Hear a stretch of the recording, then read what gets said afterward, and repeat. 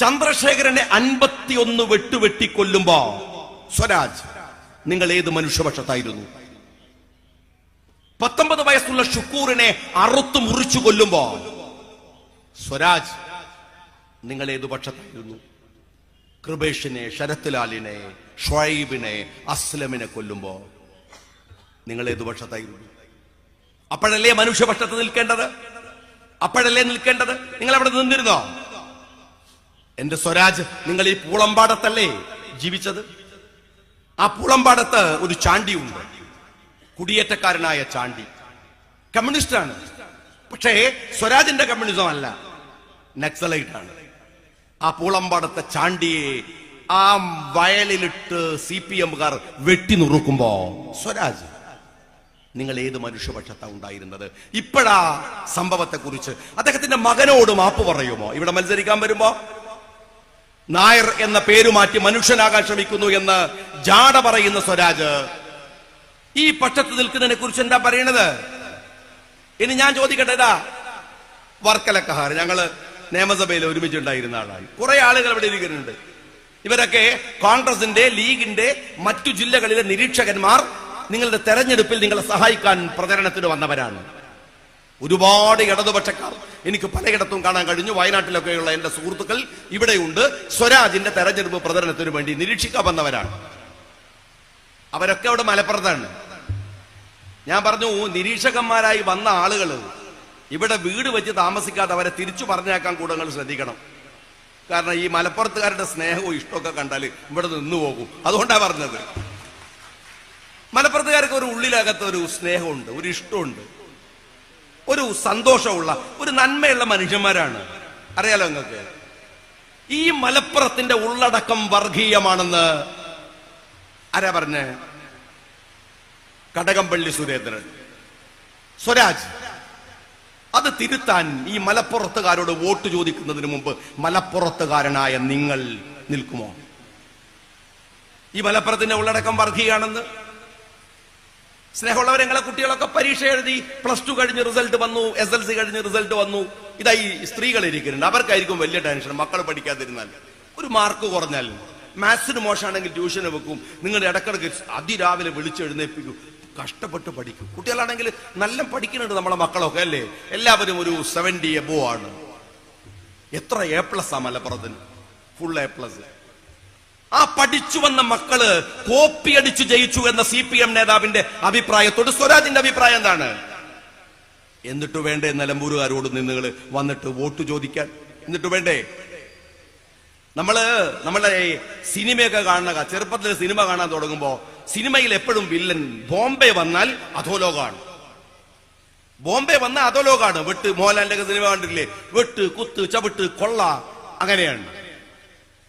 ഇന്ത്യയിലെ എത്ര സ്റ്റേറ്റുകളുണ്ട്? ബീഹാർ, ഉത്തർപ്രദേശ്, മനുഷ്യരെ പച്ചക്ക് കത്തിക്കുന്ന, കൊല്ലുന്ന. പക്ഷെ മലപ്പുറത്തുകാർക്കറിയോ? ആ ഒരു സ്റ്റേറ്റും അല്ല.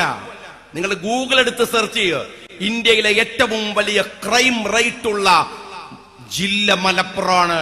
നിങ്ങളെ മലപ്പുറം, ഞാൻ ഈ പറഞ്ഞ സ്നേഹത്തിന്റെ മലപ്പുറം എപ്പോഴായതെന്നറിയോ? സ്വരാജ് നിന്റെ പിണറായി വിജയനാക്കിയതാണ്. ഒരു പോലീസ് ഓഫീസറെ വെച്ച് നിങ്ങളാക്കിയതാണ് ഈ നാടിനെ ഇന്ത്യയിലെ ഏറ്റവും വലിയ ക്രൈം റേറ്റ് ഉള്ള ഒരു ഡിസ്ട്രിക്റ്റ് ആയിട്ട്.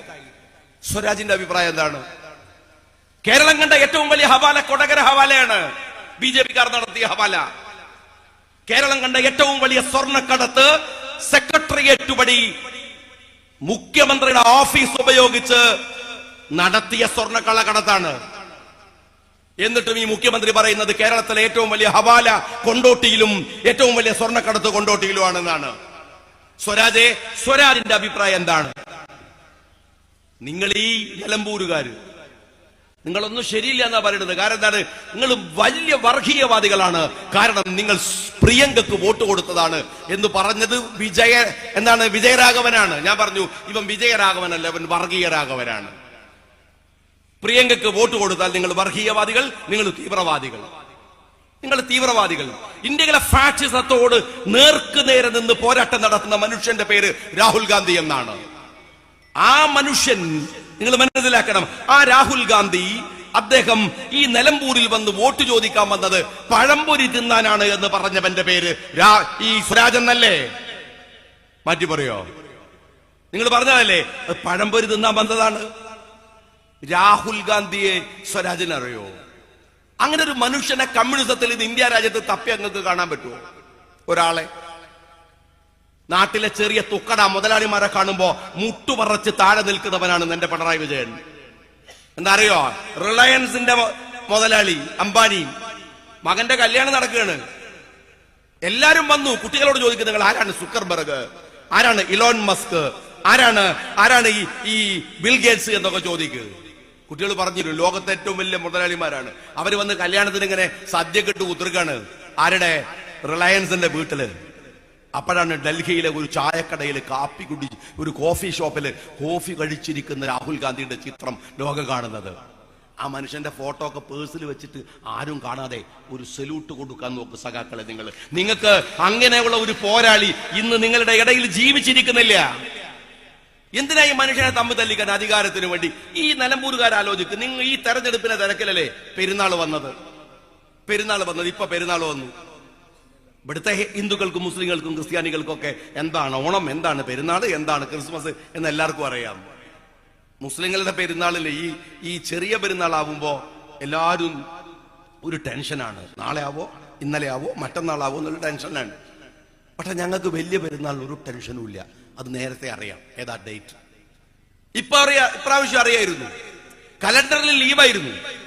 എന്നിട്ട് രാവിലെ പിണറായി വിജയൻ പറയാണ് നാളെ ലീവില്ല. അപ്പോഴേക്ക് സകലമാന മുസ്ലിം സംഘടനകൾ ഇറങ്ങി പുറപ്പെട്ടു. ലീവ് വേണം. വൈകുന്നേരമായപ്പോ പിണറായി വിജയൻ പറഞ്ഞു ലീവ് അനുവദിച്ചിരിക്കുന്നു. ഉടൻ തന്നെ സംഘികൾ വന്നു. കണ്ടോ കുറച്ച് മൊയ്ലിയന്മാർ ഇറങ്ങിയപ്പോ ലീവ് കൊടുക്കുന്നത്? കണ്ടോ കുറച്ച് മാപ്പിളാർ ഇറങ്ങിയപ്പോ ലീവ്? എന്തിനാണ് എന്റെ പിണറായി വിജയൻ ഈ വഴിമരുന്ന് ഇട്ട് കൊടുക്കുന്നത് ഈ വർഗീയവാദികൾക്ക്? എന്തിനു വേണ്ടിയാണ് ഈ മനുഷ്യരെ കേവലം അധികാരത്തിന് വേണ്ടി ഇങ്ങനെ തമ്മിൽ തല്ലിക്കുന്നതിന്റെ രാഷ്ട്രീയം എന്താണ്? വെറുതല്ല സ്വരാജ് പറഞ്ഞത്. അവരുടെ ഇലക്ഷൻ പ്രചരണം നടക്കുമ്പോ അവരുടെ കൺവെൻഷനകത്ത് സ്വരാജ് പറഞ്ഞു, പ്രസംഗിക്കുകയാണ്. നിങ്ങളോട് വോട്ട് ചോദിക്കാൻ വേണ്ടിയുള്ള ആദ്യത്തെ പ്രസംഗമാണ്. അതിൽ പറയാൻ EK അയമുനോ അറിയോ? അയമുവിന്റെ ഒരു നാടകമുണ്ട്, ഇജ്ജൊരു മനുഷ്യനാവാൻ നോക്ക്. അത് നിലമ്പൂരുകാരോടല്ല സ്വരാജ് പറഞ്ഞത്, വേദിയിലിരിക്കുന്ന പിണറായി വിജയനോടാണ്. ഇജ്ജൊരു മനുഷ്യനാവാൻ നോക്ക് എന്ന് അദ്ദേഹത്തിന്റെ മുഖത്ത് നോക്കി പറഞ്ഞാണ്. മനുഷ്യനാവുക എന്ന് പറയുന്നത് വലിയ കാര്യമാണ്. അധികാരികളായാല് മനുഷ്യനോട് കാരുണ്യമുള്ളവരാവണം, സ്നേഹമുള്ളവരാവണം, ഇഷ്ടമുള്ളവരാവണം, അവന്റെ ഹൃദയം അറിയുന്നവരാവണം. നിങ്ങൾ ആലോചിച്ചു, ഞാന് കാർ ഒക്കെ ഉണ്ടായിരുന്ന സമയത്ത് ഞാൻ MLA ആണ്. കഴിഞ്ഞ തെരഞ്ഞെടുപ്പില് ഞാൻ തോറ്റുപോയി. എന്റെ മക്കള് സാക്ഷി. തോറ്റുപോയതിൽ ഇപ്പോഴും എനിക്കൊരു സങ്കടമില്ല. എന്താ കാര്യം വെച്ചാൽ നിയമസഭയിൽ ഇടക്കിടക്ക് പോകണ്ട. ഈ ചങ്ങായിന്റെ മൂത്ത് നോക്കിയിട്ട് അവിടെ ഇരിക്കുന്നതിനേക്കാൾ വലിയൊരു ശിക്ഷ വേറെ എന്താ കിട്ടാനുള്ളത്? നിങ്ങൾ ആലോചിക്കുക. 5 കൊല്ലം ഞാൻ ഉള്ളപ്പോഴൊക്കെ കലഹായിരുന്നു. ഏത് സഭ തുടങ്ങിയാലും അതൊക്കെ എന്തെങ്കിലും പറഞ്ഞിട്ടാ പോരുക. അതിനൊക്കെ ഓരോ പ്രസംഗത്തിന് ഓരോ കേസ് വെച്ചിട്ടാണ് എനിക്കതിനെടുത്തിരുന്നത്. അല്ലേ? എന്തൊരു മനുഷ്യനാണ് നിങ്ങൾ. ഉമ്മൻചാണ്ടി സാർ ഉണ്ടാവുമ്പോൾ നിയമസഭയിൽ പോകാൻ എന്തൊരു ഇഷ്ടമാണ്. ഞാൻ കുറേ അപേക്ഷയൊക്കെ ആയിട്ടാ പോകും. എല്ലാവരും അങ്ങനെയാണ്. കുറേ അപേക്ഷയൊക്കെ ആയിട്ട് പോകും. എന്നിട്ട് ഞാൻ പതുക്കെ ഒരു സമയം നോക്കി ഉമ്മൻചാണ്ടി സാർ അടുത്ത് പോയിട്ട് പറയും, സാറേ ഒരു 25,000 രൂപ കൊടുക്കണം, ഒരു പാവാണ്, നോക്കൂ നിങ്ങൾ. അപ്പൊ 25,000. കുറച്ച് കഴിഞ്ഞിട്ട് ഒരു 50,000 കൊടുക്കണം. കുറച്ച് കഴിഞ്ഞിട്ട് ഒരു 75,000 കൊടുക്കണം എന്ന് പറയുമ്പോൾ ഉമ്മൻചാണ്ടി സാർ തിരിഞ്ഞു നോക്കിയിട്ട് പറയും, അല്ല ഷാജി ഒരു 50 പോരെ? അപ്പൊ ഞാൻ പറയും, സാറേ പാവാണ്. ഞാൻ പാവാണെന്ന് പറഞ്ഞാൽ ഉമ്മൻചാണ്ടി സാറെ മുഖമൊക്കെ അങ്ങ് മാറിയിട്ടോ പാവായി പോകും. എന്നിട്ട് ഒരു 70,000 രൂപ തരും. പാവാണെന്ന് പറഞ്ഞാൽ സങ്കടം വരും. വിഷമമുണ്ടെന്ന് പറഞ്ഞാൽ അദ്ദേഹത്തിന് വിഷമാവും. ഇതാണ് മനുഷ്യന്മാര്. ഇത് ഈ ചങ്ങായിന്റെ മുഖത്ത് എന്താ ഉള്ളത് നല്ലാക്കല്ലാണ്ട് അറിയോ പറഞ്ഞാൽ എന്ത് മനസ്സിലാവൂ? എന്തൊരു കോലാണ്. ലോകത്ത് 3 ഭരണാധികാരികളുണ്ട്. ഒന്ന് ട്രംപ്, ഒന്ന് നരേന്ദ്രമോദി, ഒന്ന് പിണറായി വിജയൻ. ഒരമ്മ പെറ്റ മക്കളെ പോലെയാണ്. ഒരേ വികാരം, ഒരേ ചിന്ത, ഒരേ ധാരണ. ആ വലിഞ്ഞു മുറുകിയ മുഖവും മോന്തയൊക്കെ ആയിട്ട് ഇങ്ങനെ നിൽക്കും. നിങ്ങൾ ആലോചിച്ച് നോക്കും, ഉമ്മൻചാണ്ടി സാറ് ഇവിടെ എന്തൊക്കെ കൊണ്ടുവന്നു. നമ്മളുടെ വിഴിഞ്ഞം തുറമുഖം മൂപ്പരാണ്. ഞങ്ങൾക്ക് നല്ല ഓർമ്മയുണ്ട്. മൂപ്പര് തുടങ്ങിയതാണ്. കണ്ണൂർ എയർപോർട്ട് മൂപ്പര് കൊണ്ടുവന്നതാണ്. കൊച്ചി മെട്രോ മൂപ്പര് കൊണ്ടുവന്നതാണ്. ഇതൊക്കെ കൊണ്ടുവന്ന ആളാണ്. പക്ഷേ മുനീർ സാഹിബ് അന്ന് സോഷ്യൽ ജസ്റ്റിസിന്റെ മന്ത്രിയാണ്. അന്ന് ഞങ്ങളൊക്കെ ഉണ്ട്. അദ്ദേഹത്തിന് മീറ്റിങ്ങിന് വിളിച്ചു. ഉമ്മൻചാണ്ടി സാറുമായിട്ട് ഒരു അപ്പോയിൻമെന്റ് എടുത്ത് മീറ്റിംഗ്. കുറച്ച് ഡോക്ടർമാർ വന്നു. അവർ പറഞ്ഞു, ഉമ്മൻചാണ്ടി സാറോട്, നമ്മുടെ മക്കളിൽ, നമ്മളെ ആളുകൾക്കിടയിൽ ഈ ബധിരർ, മൂകരായ കുറെ ആളുകളുണ്ട്, പാവങ്ങൾ, സംസാരിക്കാൻ കഴിയില്ല. ഇതിന്റെ കാരണം എന്താണെന്നറിയോ നിങ്ങൾക്ക്? ചെവി കേൾക്കാത്തത് കൊണ്ടാണ് 99%. അതുകൊണ്ട് നമ്മുടെ മക്കൾ ജനിച്ച് ഒരു 2-3-4 വയസ്സാകുമ്പോഴേക്ക് നമുക്കറിയാം സംസാരിക്കണില്ല. നിങ്ങൾ ഡോക്ടറെ കാണിച്ചാൽ അവർ പറയുക കോക്ലിയറിന്റെ പ്രോബ്ലമാണ്. കോക്ലിയർ ഇംപ്ലാന്റ് ചെയ്യണമെങ്കിൽ ഒരു 5 ലക്ഷം മുതൽ ഒരു 15 ലക്ഷം വരെ ചെലവാകും. ഉമ്മൻചാണ്ടി സാറോട് പറഞ്ഞു, നമുക്ക് ഈ കുട്ടികളൊക്കെ സംസാരിപ്പിക്കണ്ടേ? അവരുടെ അച്ഛനും അമ്മക്കും അമ്മ, അച്ഛൻ എന്നൊക്കെ വിളിക്കാൻ ആഗ്രഹം ഉണ്ടാവൂലേ തൻ്റെ മക്കള്? ഒരു മടിയില്ലാതെ ആ മനുഷ്യൻ പറഞ്ഞു, നമുക്ക് ചെയ്യാം. എത്ര പേരെ ഞാൻ 4-10 വർഷം എന്റെ മണ്ഡലത്തിൽ നടത്തിയ വികസന പ്രവർത്തനങ്ങളുടെ കണക്ക് പറഞ്ഞിരുന്നു, ഏകദേശം ഒരു 300-400 കോടി രൂപ. പക്ഷെ എനിക്ക് ഇപ്പോഴും പറയാൻ കഴിയും, അതിനേക്കാളൊക്കെ വലിയൊരു കാര്യമുണ്ട്. എന്റെ മണ്ഡലത്തിൽ 2 കുട്ടികൾക്കാണ് കോക്ലിയർ ഇംപ്ലാന്റേഷൻ നടത്തിയത്. ആ കുട്ടികൾ അച്ഛ എന്ന് വിളിക്കുന്നുണ്ട്, അമ്മ എന്ന് വിളിക്കുന്നുണ്ട്. അതിനേക്കാൾ വലുതല്ല 400 കോടിയുടെ വികസനമെന്ന് ഞാൻ വിചാരിക്കണു. 100 കുട്ടികളുടെ ഓപ്പറേഷൻ കഴിഞ്ഞപ്പോ തിരുവനന്തപുരത്ത് സംഗമമുണ്ടായി. ആ സംഗമത്തിൽ ഉമ്മൻചാണ്ടി സാറൊക്കെ നിലത്തിരിക്കുകയാണ്. ഒരു കുട്ടി വന്നിട്ട് സ്റ്റേജിൽ നിന്ന് പറയാണ്, അമ്മ എന്ന് വിളിക്കാനാവുന്നില്ലെങ്കിൽ പിന്നെ എന്റെ ഈ നാവ് എന്തിനാണ്?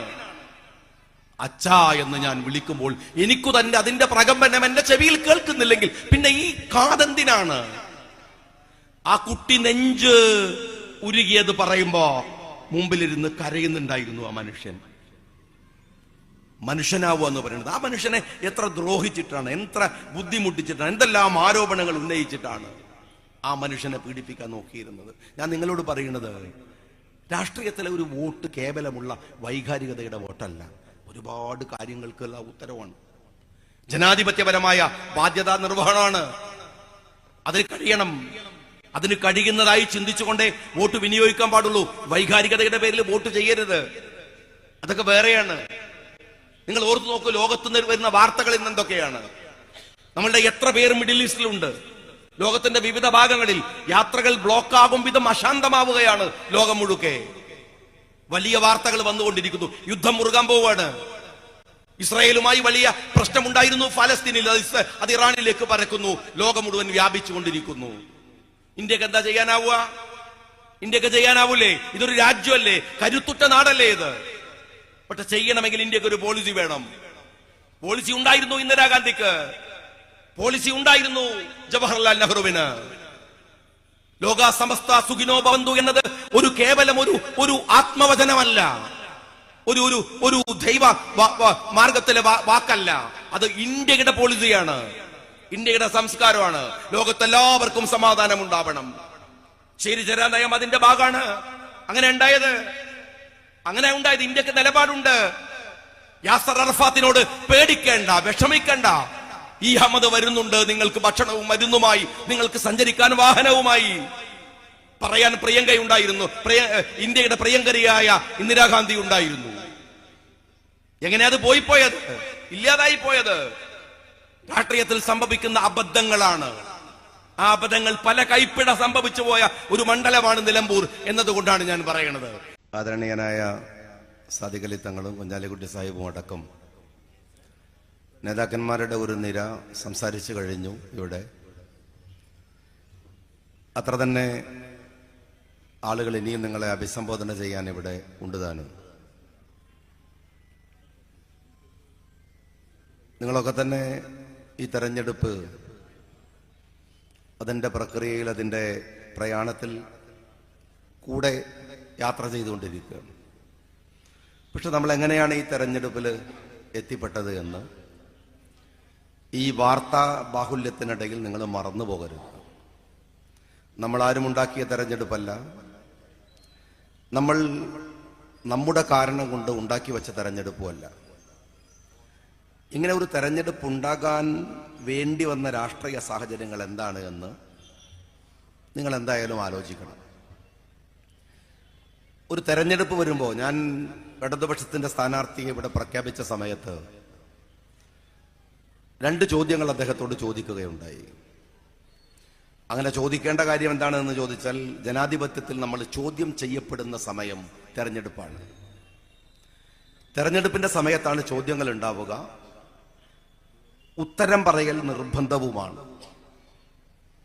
ഞാൻ ചോദിച്ച രണ്ട് ചോദ്യം ഇതായിരുന്നു. ഒന്ന്, സ്വരാജ് ഇവിടെ വരുന്നത് വി.എസ്. അച്യുതാനന്ദന്റെ വീട്ടിൽ പോയിട്ടാണോ? അദ്ദേഹത്തോട് മാപ്പൊന്നും പറയണ്ട, ഒന്ന് അദ്ദേഹത്തിന്റെ അനുഗ്രഹം വാങ്ങാനെന്ന വ്യാജേനയെങ്കിലും അദ്ദേഹത്തിന്റെ വീട്ടിൽ പോയിട്ടാണോ ഇവിടെ വരുന്നത്? കാരണം അത്രമേൽ സ്വന്തം പാർട്ടിയുടെ തലമുതിർന്ന നേതാവിനെ സ്വരാജ് ആക്ഷേപിച്ചിട്ടുണ്ട്. രണ്ടാമത്തെ ചോദ്യം യുദ്ധത്തെക്കുറിച്ചായിരുന്നു.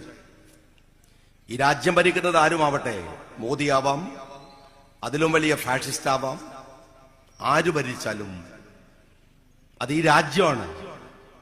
ഈ രാജ്യം മറ്റൊരു രാജ്യവുമായി യുദ്ധമുണ്ടാകുമ്പോൾ നമ്മളെല്ലാവരും ഈ രാജ്യത്തിന്റെ കൂടെയാണ്. മോദിയോട് നിരന്തരമായി കലഹിച്ചുകൊണ്ടിരിക്കുന്ന നമ്മുടെ പ്രതിപക്ഷ നേതാവ് രാഹുൽ ഗാന്ധി പോലും ഈ രാജ്യം ഒരു യുദ്ധത്തെ അഭിമുഖീകരിക്കുമ്പോ എടുത്ത ഒരു സ്റ്റാൻഡുണ്ട്. ഞാൻ ചോദിച്ചു, സ്വരാജ്, നിങ്ങൾ ഈ യുദ്ധത്തെ അവമതിച്ചുകൊണ്ട് എഴുതിയ പോസ്റ്റിനകത്ത് ഉറച്ചു നിൽക്കുന്നു? രണ്ട് ചോദ്യത്തിനും സ്വരാജ് കൃത്യമായി ഉത്തരം പറഞ്ഞിട്ടില്ല. ഞാൻ സ്വരാജിനോട് സമയം ഇനിയും ബാക്കിയുള്ളത് കൊണ്ട് ഒന്ന് രണ്ട് ചോദ്യങ്ങൾ കൂടെ ചോദിക്കാൻ ആഗ്രഹിക്കുന്നുണ്ട്. ഒന്ന്, സ്വരാജിന്റെ ഒരു ഇന്റർവ്യൂ ഉണ്ട്. ആ ഇന്റർവ്യൂവിൽ സ്വരാജ് പറയുന്നുണ്ട്, എന്റെ പേര് സ്വരാജ് മുരളീധരൻ നായർ എന്നാണ്. ഞാൻ ആ മുരളീധരൻ നായർ എന്ന പേര് വെട്ടുകയാണ്, വാല് വെട്ടുകയാണ്. എന്തുകൊണ്ടെന്നാൽ എനിക്ക് മനുഷ്യപക്ഷത്ത് നിൽക്കാൻ വേണ്ടിയാണെന്നാണ്. അതെനിക്ക് മനസ്സിലായില്ല. നായരായാൽ മനുഷ്യപക്ഷത്ത് നിൽക്കാൻ പറ്റില്ല എന്നാ? ബ്രാഹ്മണനായാൽ മനുഷ്യപക്ഷത്ത് നിൽക്കാൻ പറ്റില്ല എന്നാ? മുസ്ലിം ആയാൽ, ക്രിസ്ത്യാനി ആയാൽ, ബുദ്ധനായാൽ, ജൈനനായാൽ, ഹിന്ദുവായാൽ മനുഷ്യപക്ഷത്ത് നിൽക്കാൻ പറ്റില്ല എന്നാ? മലയാളിക്ക് പരിചിതനായ ഒരു വിപ്ലവകാരിയുണ്ട്, ഒരു നവോത്ഥാന നായകനുണ്ട്, മന്നത്ത് പത്മനാഭൻ. അദ്ദേഹം ഒരു നായർ ആണ് എന്ന് മാത്രമല്ല, നായർ സമുദായത്തിന്റെ അസ്തിത്വം ഉണ്ടാക്കിയെടുത്തത്, അവർക്ക് വ്യക്തിത്വം ഉണ്ടാക്കി കൊടുത്ത പോരാളിയാണ് മന്നത്ത് പത്മനാഭൻ. കേരളത്തിൽ ശ്രീനാരായണ ഗുരുദേവനുണ്ട്, ഈഴവ സമുദായത്തിന് അസ്തിത്വം ഉണ്ടാക്കി കൊടുത്ത. വക്കം അബ്ദുൽ ഖാദർ മൗലവി, KM സിദ്ദി സാഹിബ്, ഡോക്ടർ പൽപു, അങ്ങനെ ഒരുപാട് പേർ അവനവന്റെ ഐഡന്റിറ്റിയിൽ വിശ്വസിക്കുന്ന കുറെ ആളുകൾ. ഇനി സ്വരാജിനറിയുമോ?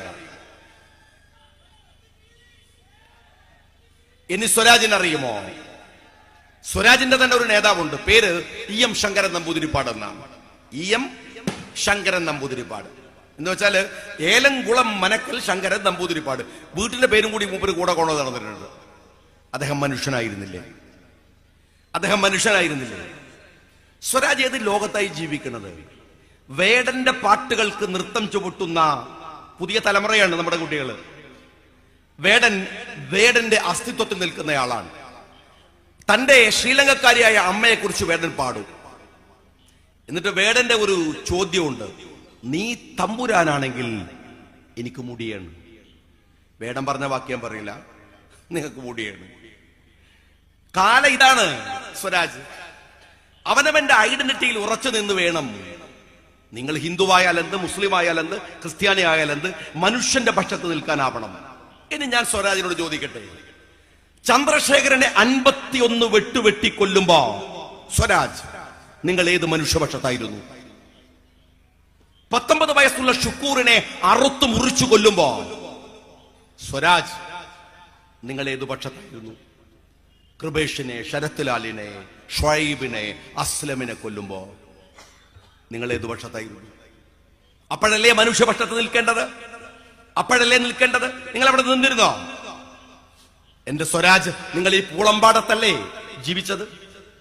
ആ പൂളമ്പാടത്ത് ഒരു ചാണ്ടിയുണ്ട്, കുടിയേറ്റക്കാരനായ ചാണ്ടി. കമ്മ്യൂണിസ്റ്റാണ്, പക്ഷേ സ്വരാജിന്റെ കമ്മ്യൂണിസം അല്ല, നക്സലൈറ്റ് ആണ്. ആ പൂളമ്പാടത്തെ ചാണ്ടിയെ ആ വയലിലിട്ട് CPM-കാർ വെട്ടി നുറുക്കുമ്പോ സ്വരാജ് നിങ്ങൾ ഏത് മനുഷ്യപക്ഷത്താണ് ഉണ്ടായിരുന്നത്? ഇപ്പോഴാ സംഭവത്തെ കുറിച്ച് അദ്ദേഹത്തിന്റെ മകനോട് മാപ്പ് പറയുമോ? ഇവിടെ മത്സരിക്കാൻ വരുമ്പോ നായർ എന്ന പേര് മാറ്റി മനുഷ്യനാകാൻ ശ്രമിക്കുന്നു എന്ന് ജാട പറയുന്ന സ്വരാജ് ഈ പക്ഷത്ത് നിൽക്കുന്നതിനെ കുറിച്ച് എന്താ പറയണത്? ഇനി ഞാൻ ചോദിക്കട്ടെ, വർക്കലക്കഹാർ, ഞങ്ങള് നിയമസഭയിൽ ഒരുമിച്ചുണ്ടായിരുന്ന ആളാണ്. കുറെ ആളുകൾ ഇവിടെ ഇരിക്കുന്നുണ്ട്. ഇവരൊക്കെ കോൺഗ്രസിന്റെ, ലീഗിന്റെ മറ്റു ജില്ലകളിലെ നിരീക്ഷകന്മാർ നിങ്ങളുടെ തെരഞ്ഞെടുപ്പിൽ നിങ്ങളെ സഹായിക്കാൻ പ്രചരണത്തിന് വന്നവരാണ്. ഒരുപാട് ഇടതുപക്ഷക്കാർ എനിക്ക് പലയിടത്തും കാണാൻ കഴിഞ്ഞു. വയനാട്ടിലൊക്കെയുള്ള എന്റെ സുഹൃത്തുക്കൾ ഇവിടെയുണ്ട്. സ്വരാജിന്റെ തെരഞ്ഞെടുപ്പ് പ്രചരണത്തിന് വേണ്ടി നിരീക്ഷിക്കാൻ വന്നവരാണ്. അവരൊക്കെ അവിടെ മലപ്പുറത്താണ്. ഞാൻ പറഞ്ഞു, നിരീക്ഷകന്മാരായി വന്ന ആളുകൾ ഇവിടെ വീട് വെച്ച് താമസിക്കാതെ അവരെ തിരിച്ചു പറഞ്ഞേക്കാൻ കൂടെ നിങ്ങൾ ശ്രദ്ധിക്കണം. കാരണം ഈ മലപ്പുറത്തുകാരുടെ സ്നേഹവും ഇഷ്ടമൊക്കെ കണ്ടാൽ ഇവിടെ നിന്ന് പോകും. അതുകൊണ്ടാണ് പറഞ്ഞത്.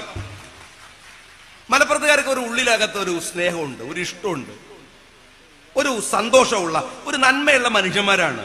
അറിയാലോ നിങ്ങൾക്ക്. ഈ മലപ്പുറത്തിന്റെ ഉള്ളടക്കം വർഗീയമാണെന്ന് ആരാ പറഞ്ഞേ?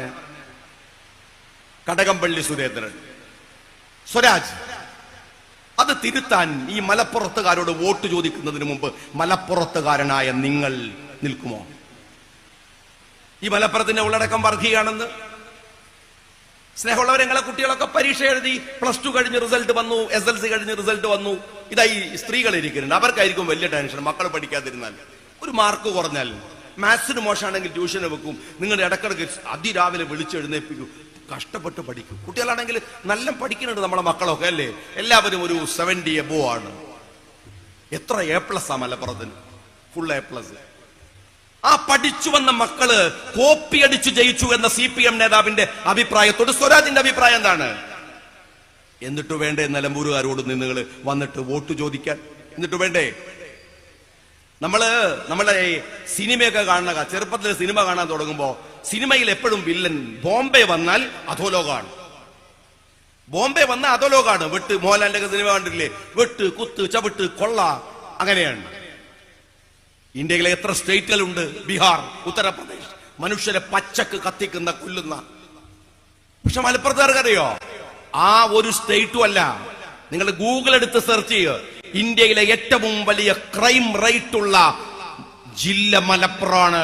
നിങ്ങളെ മലപ്പുറം, ഞാൻ ഈ പറഞ്ഞ സ്നേഹത്തിന്റെ മലപ്പുറം എപ്പോഴായതെന്നറിയോ?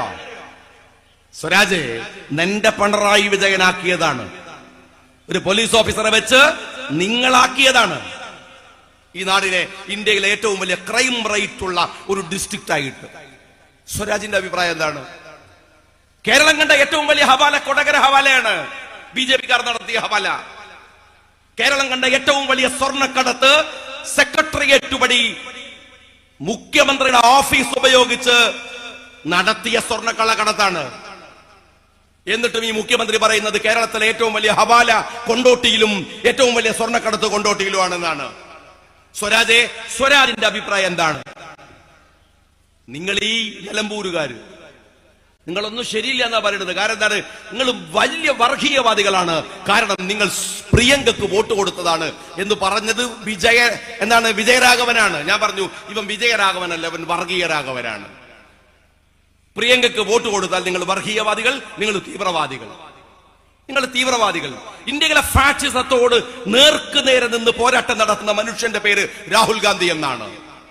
ആ മനുഷ്യൻ, നിങ്ങൾ മനസ്സിലാക്കണം, ആ രാഹുൽ ഗാന്ധി അദ്ദേഹം ഈ നിലമ്പൂരിൽ വന്ന് വോട്ട് ചോദിക്കാൻ വന്നത് പഴംപൊരി തിന്നാനാണ് എന്ന് പറഞ്ഞവന്റെ പേര് ഈ സ്വരാജ് എന്നല്ലേ? മാറ്റി പറയോ?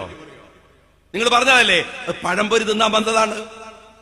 രാഹുൽ ഗാന്ധിയെ സ്വരാജിന് അറിയോ? അങ്ങനെ ഒരു മനുഷ്യനെ കമ്മ്യൂണിസത്തിൽ ഇത് ഇന്ത്യ രാജ്യത്ത് തപ്പി അങ്ങക്ക് കാണാൻ പറ്റുമോ?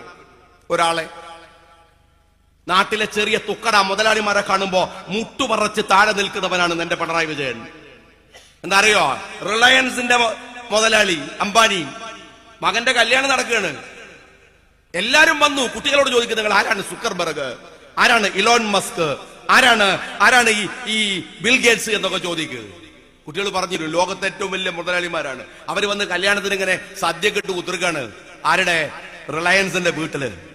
അപ്പോഴാണ് ഡൽഹിയിലെ ഒരു ചായക്കടയിൽ കാപ്പി കുടിച്ച് ഒരു കോഫി ഷോപ്പില് കോഫി കഴിച്ചിരിക്കുന്ന രാഹുൽ ഗാന്ധിയുടെ ചിത്രം ലോകം കാണുന്നത്. ആ മനുഷ്യന്റെ ഫോട്ടോ ഒക്കെ പേഴ്സിൽ വെച്ചിട്ട് ആരും കാണാതെ ഒരു സല്യൂട്ട് കൊടുക്കാൻ നോക്ക് സഖാക്കളെ. നിങ്ങൾക്ക് അങ്ങനെയുള്ള ഒരു പോരാളി ഇന്ന് നിങ്ങളുടെ ഇടയിൽ ജീവിച്ചിരിക്കുന്നില്ല. എന്തിനാ ഈ മനുഷ്യനെ തമ്മിൽ തല്ലിക്കാൻ? അധികാരത്തിന് വേണ്ടി. ഈ നിലമ്പൂരുകാർ ആലോചിക്കും, നിങ്ങൾ ഈ തെരഞ്ഞെടുപ്പിനെ തിരക്കിലല്ലേ പെരുന്നാൾ വന്നത്? ഇപ്പൊ പെരുന്നാൾ വന്നു. ഇവിടുത്തെ ഹിന്ദുക്കൾക്കും മുസ്ലിങ്ങൾക്കും ക്രിസ്ത്യാനികൾക്കും ഒക്കെ എന്താണ് ഓണം, എന്താണ് പെരുന്നാൾ, എന്താണ് ക്രിസ്മസ് എന്ന് എല്ലാവർക്കും അറിയാം. മുസ്ലിങ്ങളുടെ പെരുന്നാളിൽ ഈ ചെറിയ പെരുന്നാളാവുമ്പോ എല്ലാവരും ഒരു ടെൻഷനാണ്. നാളെ ആവോ, ഇന്നലെ ആവോ, മറ്റന്നാളാവോ എന്നുള്ള ടെൻഷനാണ്. പക്ഷെ ഞങ്ങൾക്ക് വലിയ പെരുന്നാളിന് ഒരു ടെൻഷനും ഇല്ല. അത് നേരത്തെ അറിയാം ഏതാ ഡേറ്റ്. ഇപ്രാവശ്യം അറിയായിരുന്നു. കലണ്ടറിൽ ലീവായിരുന്നു. എന്നിട്ട് രാവിലെ പിണറായി വിജയൻ പറയാണ് നാളെ ലീവില്ല. അപ്പോഴേക്ക് സകലമാന മുസ്ലിം സംഘടനകൾ ഇറങ്ങി പുറപ്പെട്ടു. ലീവ് വേണം. വൈകുന്നേരമായപ്പോ പിണറായി വിജയൻ പറഞ്ഞു ലീവ് അനുവദിച്ചിരിക്കുന്നു. ഉടൻ തന്നെ സംഘികൾ വന്നു. കണ്ടോ കുറച്ച് മൊയ്ലിയന്മാർ ഇറങ്ങിയപ്പോ ലീവ് കൊടുക്കുന്നത്, കണ്ടോ കുറച്ച് മാപ്പിളാർ ഇറങ്ങിയപ്പോ ലീവ്. എന്തിനാണ് എന്റെ പിണറായി വിജയൻ ഈ വഴിമരുന്ന് ഇട്ട് കൊടുക്കുന്നത് ഈ വർഗീയവാദികൾക്ക്? എന്തിനു വേണ്ടിയാണ് ഈ മനുഷ്യരെ കേവലം അധികാരത്തിന് വേണ്ടി ഇങ്ങനെ തമ്മിൽ തല്ലിക്കുന്നതിന്റെ രാഷ്ട്രീയം എന്താണ്? വെറുതല്ല സ്വരാജ് പറഞ്ഞത്. അവരുടെ ഇലക്ഷൻ പ്രചരണം നടക്കുമ്പോ അവരുടെ കൺവെൻഷനകത്ത് സ്വരാജ് പറഞ്ഞു, പ്രസംഗിക്കുകയാണ്, നിങ്ങളോട് വോട്ട് ചോദിക്കാൻ വേണ്ടിയുള്ള ആദ്യത്തെ പ്രസംഗമാണ്. അതിൽ പറയാൻ EK അയമുന്ന് അറിയോ? അയമുവിന്റെ ഒരു നാടകമുണ്ട്, ഇജ്ജൊരു മനുഷ്യനാവാൻ നോക്ക്. അത് നിലമ്പൂരുകാരോടല്ല സ്വരാജ് പറഞ്ഞത്, വേദിയിലിരിക്കുന്ന പിണറായി വിജയനോടാണ്. ഇജ്ജൊരു മനുഷ്യനാവാൻ നോക്ക് എന്ന് അദ്ദേഹത്തിന്റെ മുഖത്ത് നോക്കി പറഞ്ഞാണ്. മനുഷ്യനാവുക എന്ന് പറയുന്നത് വലിയ കാര്യമാണ്. അധികാരികളായാല് മനുഷ്യനോട് കാരുണ്യമുള്ളവരാവണം, സ്നേഹമുള്ളവരാവണം, ഇഷ്ടമുള്ളവരാവണം, അവന്റെ ഹൃദയം അറിയുന്നവരാവണം. അല്ല ആലോചിച്ചു, ഞാന് കഹാർ ഒക്കെ ഉണ്ടായിരുന്ന സമയത്ത് ഞാൻ MLA ആണ്. കഴിഞ്ഞ തെരഞ്ഞെടുപ്പില് ഞാൻ തോറ്റുപോയി. എന്റെ മക്കള് സാക്ഷി, തോറ്റുപോയതിൽ ഇപ്പോഴും എനിക്കൊരു സങ്കടമില്ല. എന്താ കാര്യം വെച്ചാൽ നിയമസഭയിൽ ഇടക്കിടക്ക് പോകണ്ട. ഈ ചങ്ങായിന്റെ മുഖത്ത് നോക്കിയിട്ട് അവിടെ ഇരിക്കുന്നതിനേക്കാൾ വലിയൊരു ശിക്ഷ വേറെ എന്താ കിട്ടാനുള്ളത്? നിങ്ങൾ ആലോചിക്കുക.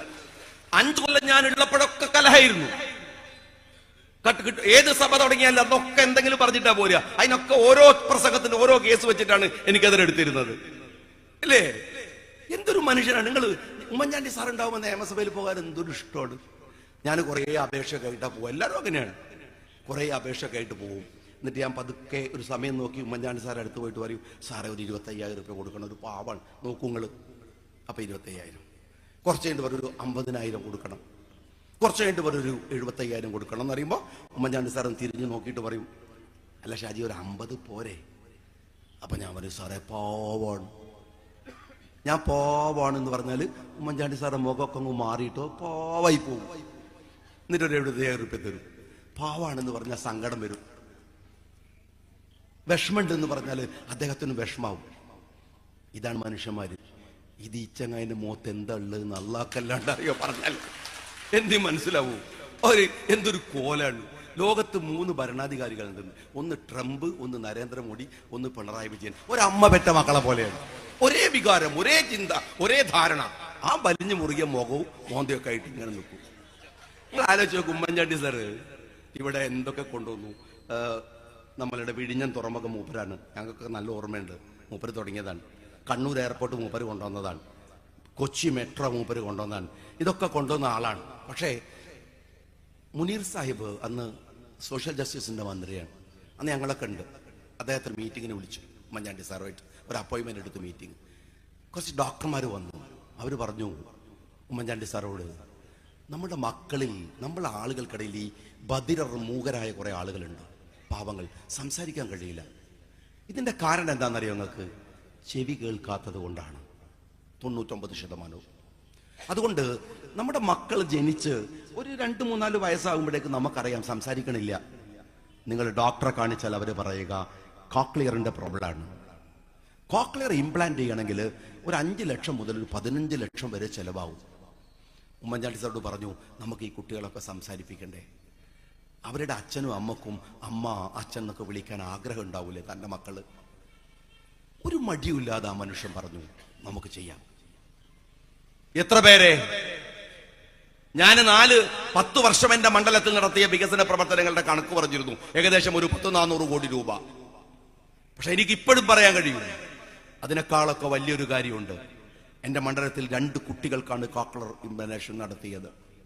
ആ കുട്ടികൾ അച്ഛ എന്ന് വിളിക്കുന്നുണ്ട്, അമ്മ എന്ന് വിളിക്കുന്നുണ്ട്. അതിനേക്കാൾ വലുതല്ല 400 കോടിയുടെ വികസനം എന്ന് ഞാൻ വിചാരിക്കുന്നു. 100 കുട്ടികളുടെ ഓപ്പറേഷൻ കഴിഞ്ഞപ്പോൾ തിരുവനന്തപുരത്ത് സംഗമമുണ്ടായി. ആ സംഗമത്തിൽ ഉമ്മൻചാണ്ടി സാറൊക്കെ നിലത്തിരിക്കുകയാണ്. ഒരു കുട്ടി വന്നിട്ട് സ്റ്റേജിൽ നിന്ന് പറയാണ്, അമ്മ എന്ന് വിളിക്കാനാവുന്നില്ലെങ്കിൽ പിന്നെ എന്റെ ഈ നാവ് എന്തിനാണ്? അച്ഛ എന്ന് ഞാൻ വിളിക്കുമ്പോൾ എനിക്കു തന്നെ അതിന്റെ പ്രകമ്പനം എന്റെ ചെവിയിൽ കേൾക്കുന്നില്ലെങ്കിൽ പിന്നെ ഈ കാതെന്തിനാണ്? ആ കുട്ടി നെഞ്ച് ഉരുകിയത് പറയുമ്പോ മുമ്പിലിരുന്ന് കരയുന്നുണ്ടായിരുന്നു ആ മനുഷ്യൻ.